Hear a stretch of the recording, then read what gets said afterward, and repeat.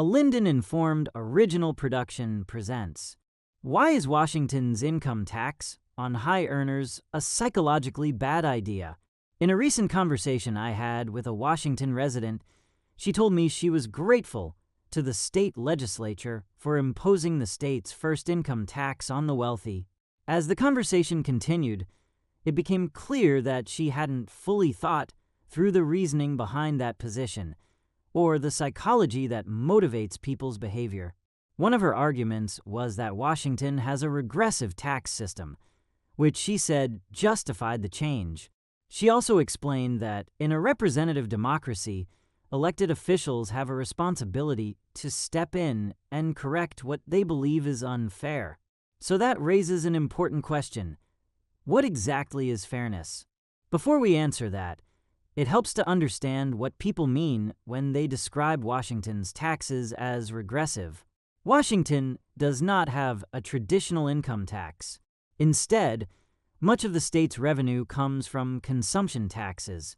Because of that, people with lower incomes tend to spend a larger proportion of their earnings on necessities, things like food, shelter, transportation, and energy costs. Higher earners, on the other hand, spend a smaller percentage of their income on those same necessities. This type of tax environment is often considered pro-growth, not considering other relevant factors, of course, as it reflects a well-known concept in psychology called the equity theory. According to the equity theory, individuals constantly evaluate the relationship between their effort and the associated reward. People also compare themselves to the input and outcomes of others to determine whether a situation feels fair. If the relationship is perceived as unfair, this would cause a state of cognitive dissonance that would motivate them to alleviate the discomfort. In Washington, it's an industrial environment that is characterized by the notion that with an increased quantity and quality of individual performance and effort, the motivation to development relevant knowledge, skills, abilities, and experiences that bring value to their state and local communities, the more they will be rewarded monetarily for doing this. Also enabling business owners and employees alike to reinvest into and grow the economy. Let's break down the equity theory further, looking at an individual case example. Imagine two employees working at the same organization. One has spent years earning a master's degree and works about 50 hours a week. The other has only a high school education and works 35 hours a week. Yet both receive exactly the same salary. Would that seem fair? Fairness, after all, is largely a matter of perception, becoming informed through the ability to see, hear, or become aware of something through senses. The first employee might see that situation as unfair, while the second employee might feel perfectly satisfied with it. But now imagine that we learn new information about the situation. Suppose the employee working 35 hours is actually producing far more results, maybe even 50% more relative value for the organization than the employee working 50 hours.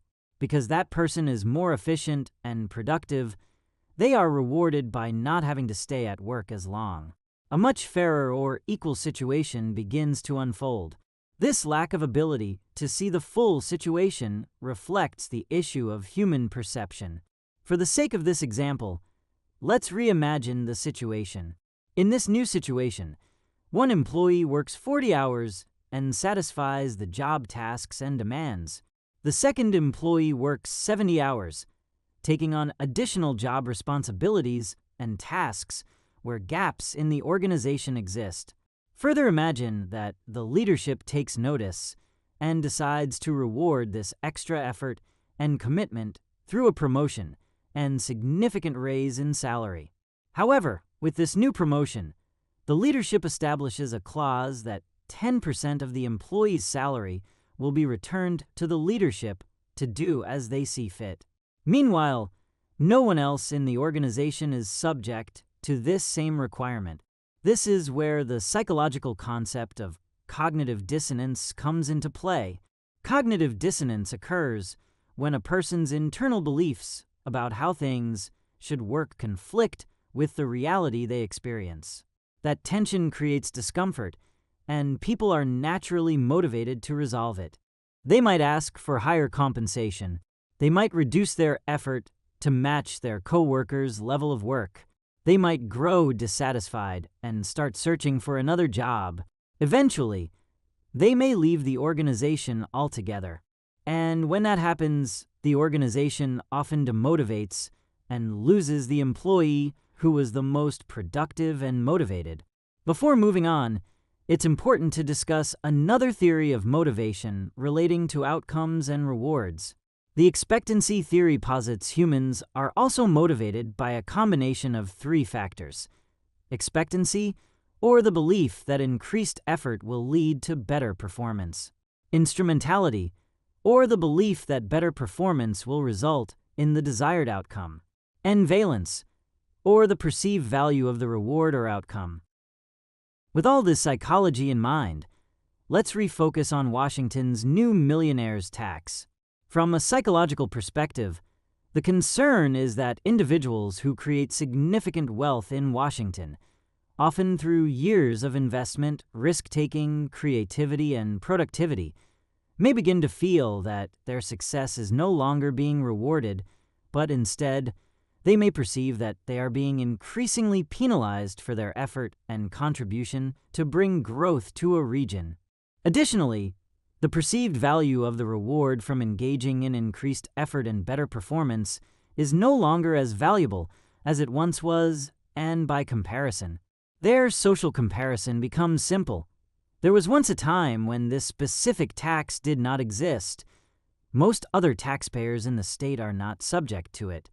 The value of the reward has decreased by nearly 10%, and there are other places in the nation that this same performance and effort will likely result in an outcome of greater value. Surveys already suggest this business flight is a likely possibility. In one survey of more than 400 Washington businesses, about 44% of owners said they were considering moving their residence out of state, and 17% said they were considering relocating their business. Even if a portion of that happens, the consequences would predictably ripple across the state. Economic growth and development would slow, as a state system once perceived by high earners as good to invest in and help grow has now contracted into a less valuable proposition for those with the economic ability to do so. Businesses, jobs, and residents will begin to move out of the state, and the legislators will have failed to meet the objectives of their tax policies on the wealthy. This will result in a government bill that still needs payment, inevitably being extended to lower economic brackets. What few want to talk about is the true reason behind the tax on wealth. This stems from a chronic and compulsive spending by state and local governments that increasingly reaches into the wallets of its citizens to fund and build up hundreds of departments, programs, and agendas, not to mention prodigal funding in areas like abortion, homelessness, hard drug use, and transgender surgeries via taxation. Circling back to the conversation I had with the Washington resident on elected representatives and fairness, it seems like the ones who have acted unfairly here are those elected. Clearly making such poor financial decisions by spending way too much have caused this desire to tax economic success out of the state. With 76.2% of individuals tallied against the new income tax, in addition to other historical reversals of voter decisions on things like vehicle registration and natural gas.